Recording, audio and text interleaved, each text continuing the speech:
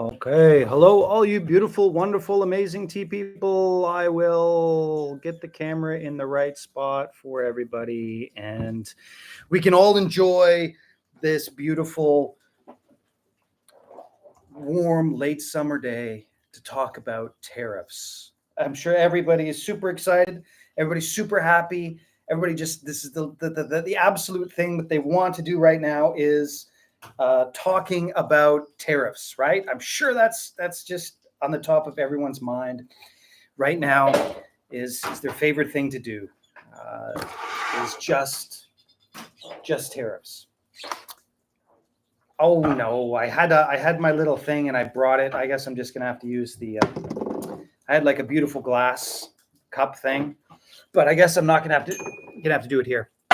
Anyways, what are we looking at today? Let's see. We are looking at drinking this tea. This tea will probably be one of the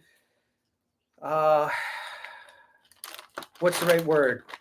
The victims. This tea will probably be one of the victims of the of the tariff wars, because this tea is a snow mist tea.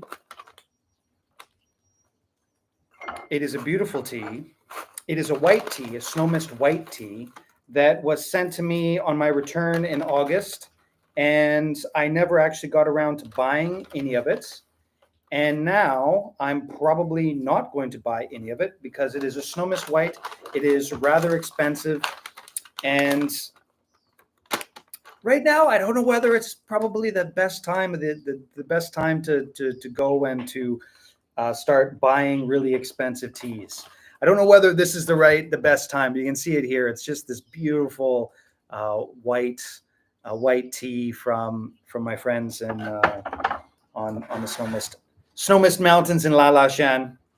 And I'm going to drink this while we talk about tea, the impacts of the tariffs, and some of the other things. So obviously, what has happened the last day is I've gone and paused. I've gone and paused shipping to the United States. Now remember, everywhere else it's still going fine. I'm sending out teas today to Germany and England. It's not those places. There's no issues at all. But to the United States, it's a problem, and it's a problem for me. It's a problem for basically everybody, kind of in the world. In general, I would say it's kind of a big problem.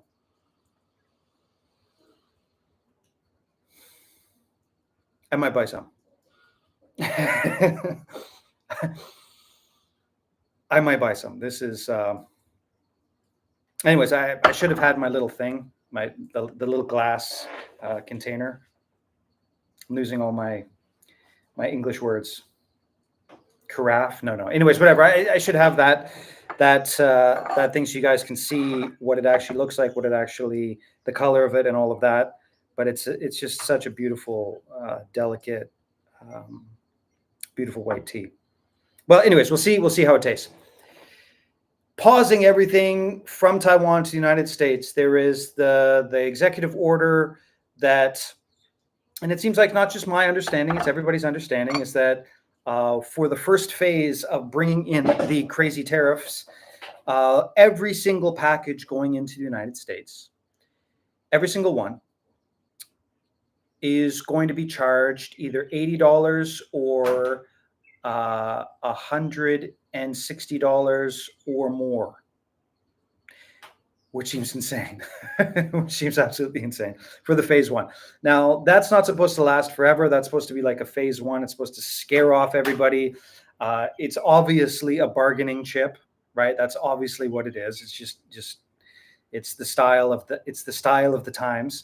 And so what's going to happen is there's going to be this bargaining chip, and then after that, the tariffs will go down and down and down and down and down. I've talked about in the past how for the States, I totally understand. Actually, that's really light, not too much going on, but we'll see. We'll do that with more time for the next steep. My business model, I've been very upfront with this over the years, right? My business model has actually been to leverage the cheap shipping costs from Asia to North America and Europe in general, right? So from Asia to the Western world. That's sort of been my business model. I've talked about it. If you look on the website, I put a video on there years and years ago about the International Postal Union and why it is and these different things. And so as a tea seller in Asia, I have actually had a unfair advantage with shipping costs to ship into Western countries because of this international shipping union, right? So I've had this thing. So I'm not, as all these things go, I definitely understand why this is happening, right? It's cheaper to ship from Taiwan to anywhere in North America than it is. Oh, actually, I don't know exactly the domestic shipping rates in Mexico, but anyways, Canada and the United States, than it is to ship domestically within Canada and the United States. Much cheaper, like half the price. And so I've got this competitive advantage over here. And I've like I said, I literally put this on a YouTube video years and years ago when I started this business. So I'm not actually against sort of tariffs. I'm not against having that sort of the prices rise. Obviously, it's not good for my business, but I could definitely see the fairness in that situation. And thankfully, you know, I'm not an oligarch that is going to use government regulation to ring fence my company. We got enough of those already to create artificial government regulation moats. And so I see where all this is. It's been building for years. I know this is going to happen. I knew this was going to happen. We've been preparing for it for many, many years. And so first thing I'll say about the tariff situation, what's going on with all that sort of stuff, is we're okay, right? There might be other companies or other places that are not okay. But I've been, you know, and thank you. I mean, the tea community is so wonderful. And I've talked about this 1,000 times. You know, people have been sending messages of support and saying, how can we support you? And all that sort of stuff. And basically, don't worry about it. We're good. For right now, it's totally fine. Because remember, this is not going to be a permanent thing, right? The tariffs, I think, will be a permanent or semi-permanent mid to long term. But $160 per package minimum on shipping fees, that's not going to be a permanent thing. That's not going to be a permanent thing. And so I've done things in Mountain Stream business, how I've done Mountain Stream business to this point, where I've gone really, really hard into resilience. So I was renting a place, I guess it's a couple of years ago now, but I was renting from my buddy. It was obviously very cheap, and they moved to a different spot, and I just moved into my house. And it's been tough. It's been tough, but I knew this was sort of coming. So I've kept all the costs down. I've kept everything really, really low. Anyways, what is the point? The point is that right now we are pausing all shipping to the United States, and we should have probably done it maybe a week ago. And I kind of feel bad. There might be some people that are gonna have delayed packages, but I honestly thought that this was just going to be a, like, what do they call it, a taco or whatever. I thought it wasn't going to be as big an issue as it actually turned out to be. So I should have done more research into it. I just assumed that it would just be 20% on packages, which wouldn't be all that bad. Not good, but it wouldn't be all that bad. But unfortunately, what's happened is that it has the threat, as I did my research over the weekend, the threat of what could possibly happen to international everything, right? International everything. Like, how much of the world is little brown packages from overseas? Whether it's into Taiwan or out of Taiwan or into any other country in the world or out of any other country in the world. The amount of little brown packages, I mean, that is literally the it's the currency of the world. Those little brown packages are the currency of our modern world. And so if this really does go through, and if international trade grinds to a halt to and from the United States, well, not from, I guess, but to the United States, little T companies like me are going to be the last of your worries, last of everybody's worries, because it's going to be pretty brutal. But like I said, what I think is going to happen, I've said this many times, is what I think this is going to happen. Maybe they're going to have this for like chaos for a couple weeks, at the most a month or two, but then they'll bring this down. They'll use it as they'll use the chaos as a bargaining chip, as is again is the as is the fashion at this certain time, and things will get back to some semblance of normal within the next. My guess is 3 to 4 months. That would be my guess. Within the next 3 to 4 months, and there will be most likely for Taiwan, anyways, a 10 to 20% tariff that will probably be paid before a shipment goes to the United States. That's my guess. That's my guess is what's going to happen. And the reason I say that is because of, in general, the sort of the American exceptionalism, and basically what happens every time you get into an airport, right?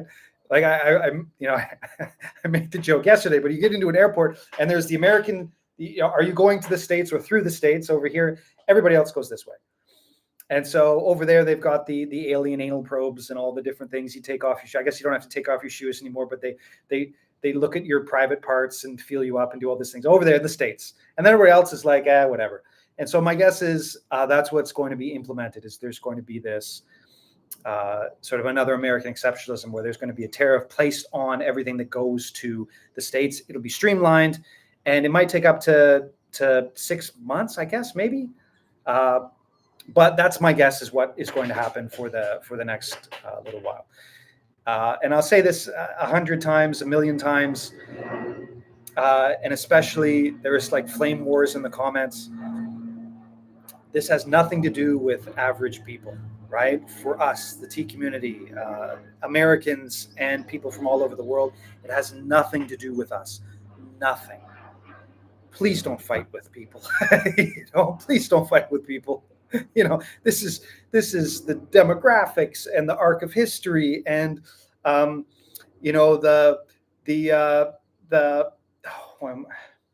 all these things that I study all the time. I never get to say them out loud, right? I write about them sometimes. Triffin's dilemma, right? This is the long arc of history. This is Plaza Accord and all these different things that are coming together. It's no use fighting around each other, right? We just have to sort of put our heads down and get through it, and we will. It'll be fine. It will be fine, right? It'll be fine, and we'll get through it. But it might take a while. I just put in 2 small orders from other Taiwanese suppliers. Not sure what'll happen to them. Are they still shipping? Oh no! Oh no! I think everybody is just sort of is calling the bluff, right? Calling the taco, calling the that this is not actually going to happen. They're what is it? Picking up pennies in front of a bulldozer. No, not a bulldozer. Cement roller. They're picking up pennies in front of the cement roller. And that's where I was last week too. I was like, it's not going to happen. And then I started looking at the details, and I was like, oh man, that's going to be wow. But yeah, if you put in some orders from other companies in Taiwan and they're still shipping, good luck to you all. Good luck to you all. I'm hoping, and again, I'm just hoping that this will end quite quickly, and there'll be sort of another 90-day extension. That's what I'm hoping. There'll be a 90-day extension, and then things will get back to normal within the next little while. That's what I'm hoping. But because of when it's happening and how it's happening, I also think they're probably going to bring in chaos. I think they're going to have a little bit of chaos. I think they're going to bring it in. Speaking as a tea seller, this is not the worst time it could happen. August is usually one of our slowest months. And I know it is for most international tea sellers. So it's not like it's the biggest deal. Like if this was coming into, say, October the 1st, that would be pretty brutal. But for what is happening right now, I'm hoping it's just another bluff. But if they do a 90-day on it, it would go from what? September 1st to October 1st, October 1st, November 1st, November 1st, December 1st, which is also not the best. We'll see what happens. I think if those packages get here before August 29th, it should be okay. But there was a key phrase in that. There was a key phrase. And unfortunately, the key phrase was past customs by August the 29th. So if it hasn't actually passed or gone through customs by that day, then I guess it. Anyways, point is nobody knows. The point is nobody knows.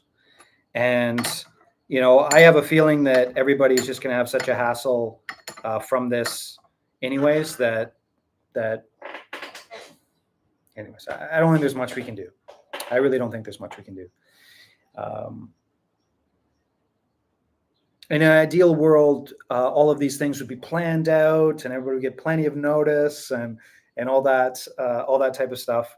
But history doesn't usually work that way. History doesn't work that way. And I'm going to say it. I say it again. I keep saying I'm going to say it again, but I'm going to throw it out there.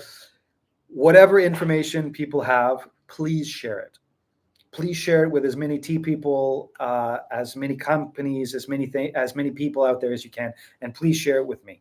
So if you do get hit with a tariff, if you do get hit with a delay, if you do get hit with whatever happens, whenever this happens, please share it. Let us know, and let as many people as you can know, because we're going to get through it. Okay. I mean, I won't incriminate myself, but I have lots of ideas. I have lots of ideas for getting through this. There's lots and lots of things we can do. I've talked about this before, but I've been hesitating, bringing people in, hiring people outside of my family, just because I knew something like this was going to happen. And because when you know something like this is going to happen, like if all of a sudden I had to drop my shipping percentages by as much as it's dropping right now, if I had an employee, it would freak me out. It would just freak me out. But I knew this was coming. I knew this was happening. And I feel really bad for a lot of the people who are going to be dealing with that if they have employees and things like that. And so, what was my point? Sharing information. Oh yeah. My flexibility, because we're just basically me and my family. There's tons of flexibility. So when these things happen, there's always ways that small, agile companies like myself can get around it. Just small things like.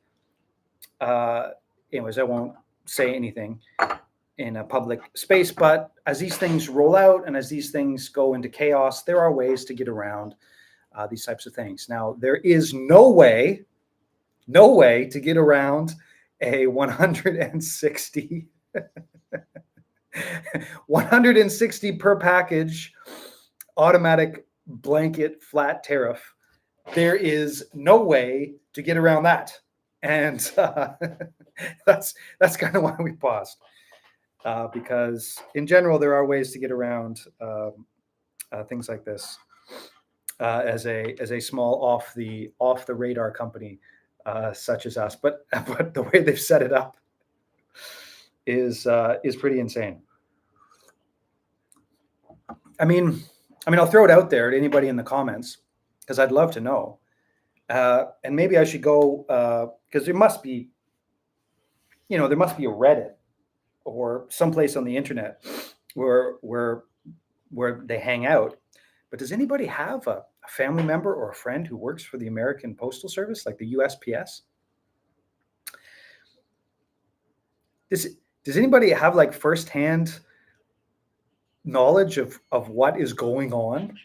Like the memos that must be going out, the frantic, we have to hire more people, or we have to, like, the new computer systems, or like what must be happening in the USPS? you know, like not to be morbid or anything, and I certainly, but I'll just mention it. But when I was growing up, there was actually a video game that was called Postal, because there were horrible things that happened in postal services, in postal places. Like they were, and it happened again and again and again, and it hasn't happened for many years. And I'm so happy it hasn't. And I'm not. But anybody who's older than 30 probably knows what I'm talking about. I haven't heard anything. Does anybody know?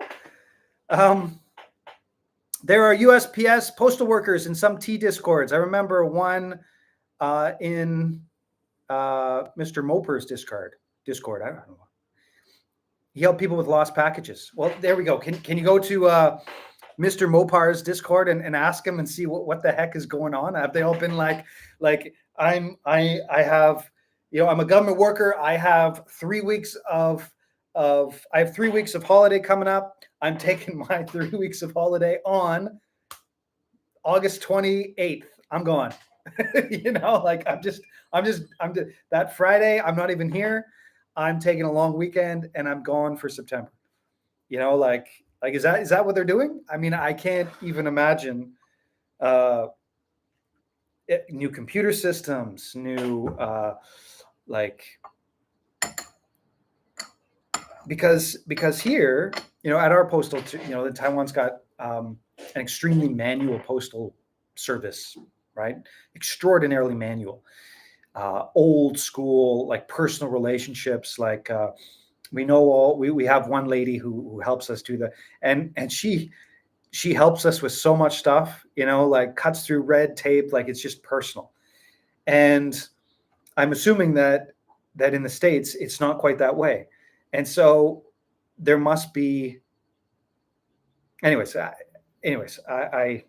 well, here's one thing. I did actually look through the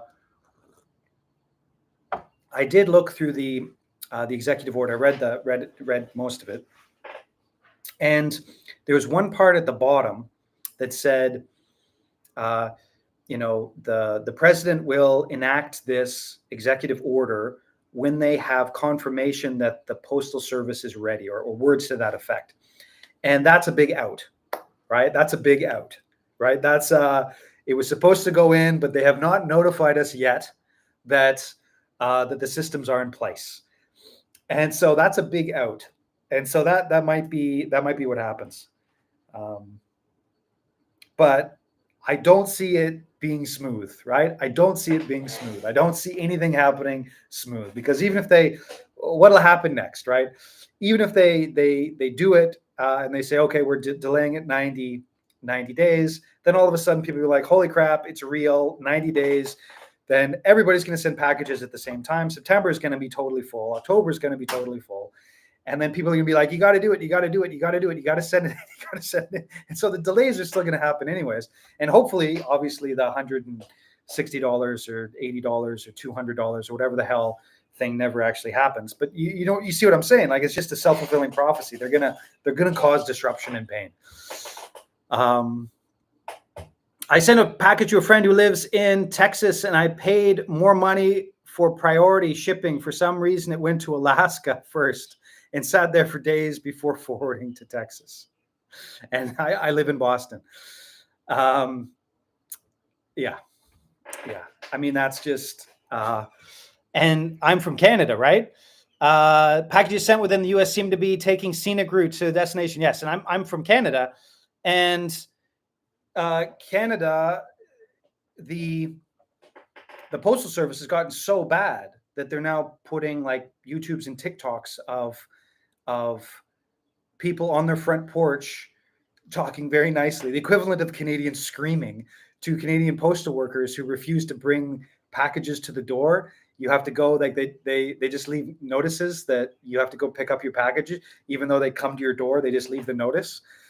And they don't actually deliver the package, so you have to go to the post office to get it. They just don't want to deliver the package. Anyways, the point is that all of this is contributing, right? So years and years of this unfair advantage for Western, or sorry, for Asian, basically Asian companies to ship to Canada and the United States for cheaper. That unfair advantage has hollowed out the North American, and again, I don't know too much about Mexico, postal system, so that there is already so much rot, and now all of a sudden they're like, we got to do something about it. Let's bring in a bunch more money, but they just don't have the. I don't think they're ready. I don't think they're okay. I don't think they can do it. And so, like the poor Canadian posties, they went on strike last year, and nobody cared. Nobody cared. Like, it literally was, the CBC would do stories about, a little old lady in some rural community who can't get her mail. But other than that, there were so many private shipping companies that nobody cared. And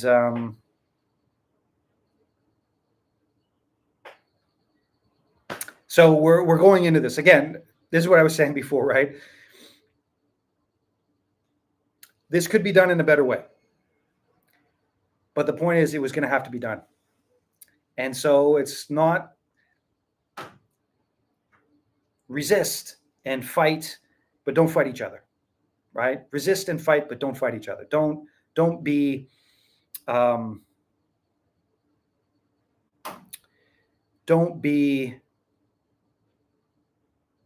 it's no use fighting each other over this, right? It's no use fighting each other over this. It's just not it just takes away energy from the real fight, right? And we were going to have to deal with this stuff no matter what. This was not something that was going to be okay, right? We were going to have to deal with it eventually. Now we're having to deal with it, and we can do it, right? We can do it. We're talking about tariffs and impact on UPS and beyond. Yes, yeah, sorry. I was just talking about the tariffs and what's happening sort of in the international shipping business, and how, like, USPS in general, USPS, I have a few complaints. It's in the mid-range of countries I ship to.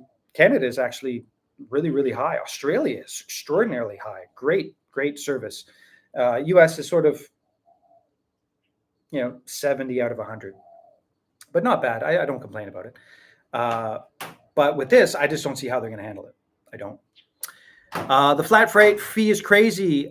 We stopped shipping to the US too. Do you know if they have actually been collecting tariff money on packages from China, or if they removed the de minimis exception? So with China, they were accepting the 20% tariff. Like, this is what I've heard. I don't know the details, but in China, they were paying it up front. So I think I saw Yunnan Sourcing say that they were doing that a couple of weeks ago. Is that they would pay the tariff up front and then ship it to the States, and it would have a stamp or whatever on it, tariff paid. And so that's what I think they were doing, because I think they did take away the de minimis for China, and I think it is in China about 20%. And that's what makes it so annoying, is just because they did it with China a while ago, and there were some places that had to shut it down, but then they figured it out, and then they sent it out again. It was okay, right? It seemed to be going okay. It seemed to be going like it wasn't too bad. And now they're threatening the entire world to just give them the big finger. I'm 50-50 on it. I'm 50. It could be that they're using it just as bargaining, or it could be that it's going to be real. I don't know.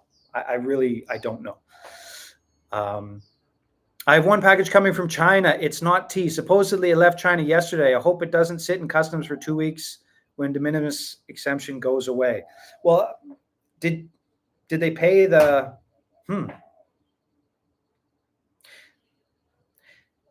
And I hesitate to say this. It's all rumors. I don't know.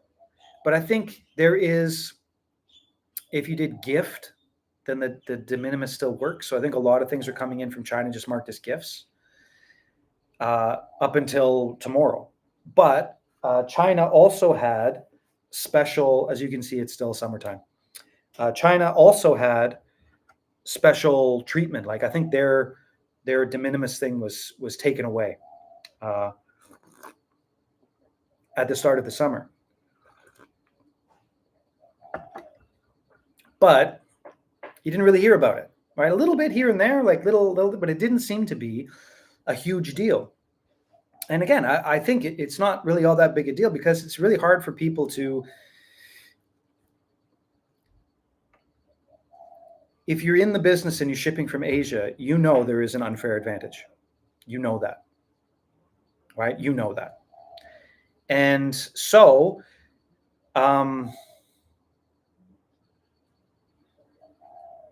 when they brought in like a 20% tariff or whatever they did with China, when they started doing that, there wasn't that much of an outcry. Like 20% sucks. It really, really sucks. But most places could probably eat it or raise their prices a little bit, but not that much. But like I said, that's not what they're going with this one. That's not what they're doing with this one. And like Viet Sun, I hope you guys are okay. I hope you guys are going to be able to weather the storm okay. Like I said earlier, I knew something like this was coming. And it's sort of like the meme. I was thinking about this today. I don't do memes anymore, but I actually started up the Team Memery Instagram. I actually started that up back in the day. But, you know, there's the meme where there's the guy with the noose around his neck, and then there's the other guy who stands there and goes, you know, first time, you know, like that. I'm just like, we went through this. I was talking with my wife about it. You know, we're talking about it, and you know, that's the meme for me, right? When the COVID tyranny happened, that was way worse. That was way worse. That was a surprise. That was like, and so we've been planning for sort of these types of disruptions. We're not so much planning for them, but building in a free space for disruptions like this for since that happened. And so, like I said, I hope, you know, Viet Sun, you guys are going to be okay. I hope everything goes okay for you guys. And you know, we'll be able to weather a little bit of a storm. Although I prefer not to. I'd prefer to, you know, have everything go a lot smoother. But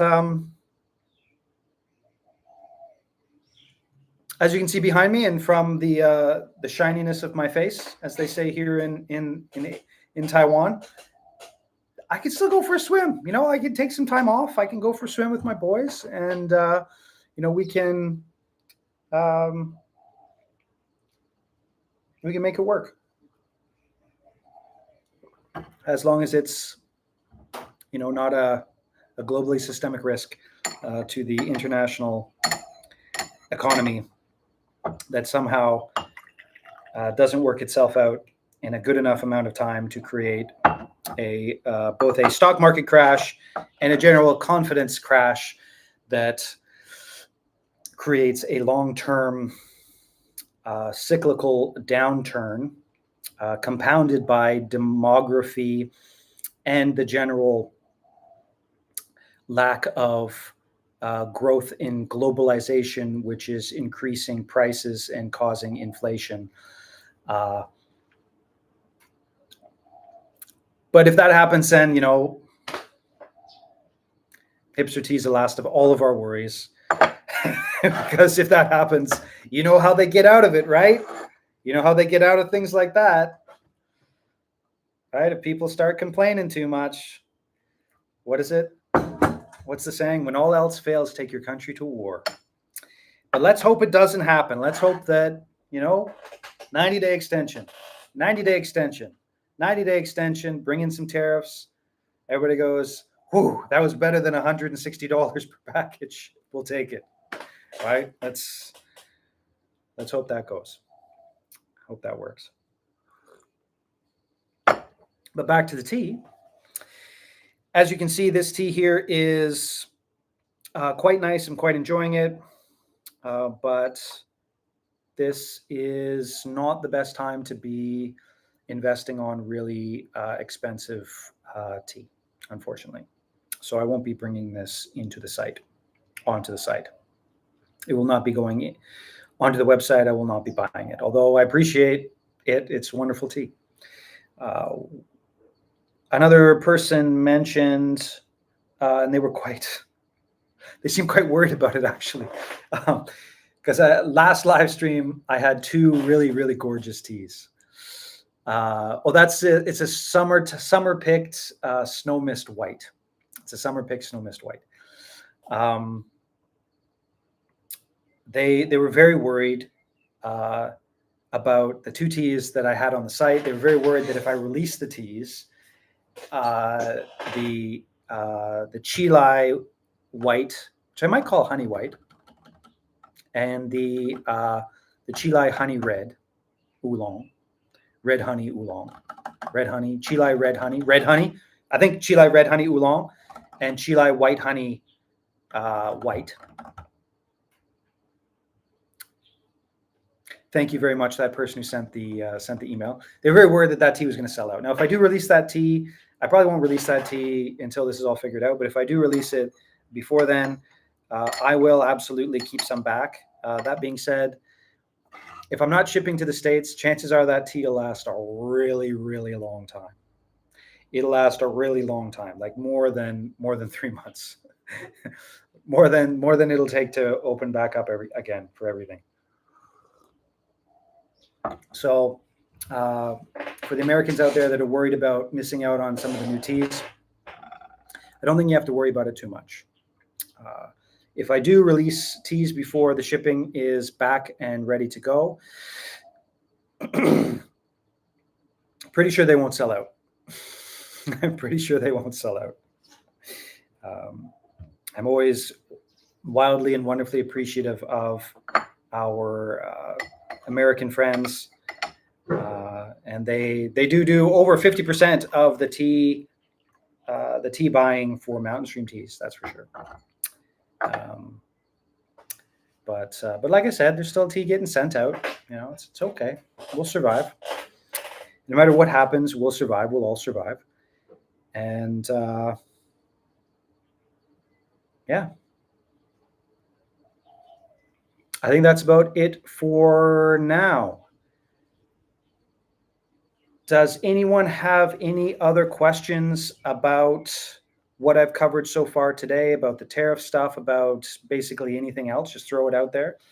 Also throw it in the chat. Please don't fight each other in the chat. Like I said, and you know, a couple times already, anybody who is commenting or involved in the sort of the you know, the high quality tea market is not involved in the policy making of this stuff, and they're certainly not responsible. We are going through the, you know, the currents of history, and this has been building for years and years and years and years. There's no point in fighting on social media. Fighting on social media will not fix anything. It won't, not at all.